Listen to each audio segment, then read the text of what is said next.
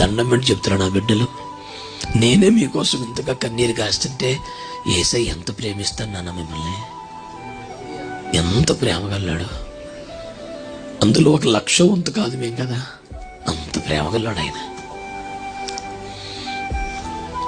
చూసి చున్నట్టుగా వదిలేస్తాడు అనుకుంటున్నావా? లేదు నాన్న, నీ కొరకు సమస్తం సిద్ధపరుస్తున్నాడు. కాకపోతే నువ్వే చూసి చున్నట్టు వదిలేలా పరిస్థితుల్ని, నువ్వే అన్ని గుండె మీద తెచ్చుకొని ఆలోచించి తెగేడు చేస్తున్నావు. అది సమస్య నీతో. మరి నువ్వు ఇంత తెలివైనోడు ఎందుకో గదిలో పోటెడుతున్నావు నాకు అర్థమై సాత్తలేదు. నీ విచారం హెచ్చయిపోద్ది నాన్న. నువ్వు ఒంటరిగా ఉండటానికి వీల్లేదు. You need to have a fellowship. ఆమేన్. పరిశుద్ధులతో ఉండాలి, ప్రార్థనా పరులతో ఉండాలి, మన విశ్వాస స్థాయి కలిగిన సహవాసం కలిగి ఉండాలి. మొండిగా మౌనంగా బతికేడవలసిన కర్మ నీకు లేదు. విశ్వాసంతో నిరీక్షణతో బతికేడవాలి. దర్జాగా ముందుకెళ్ళాలి.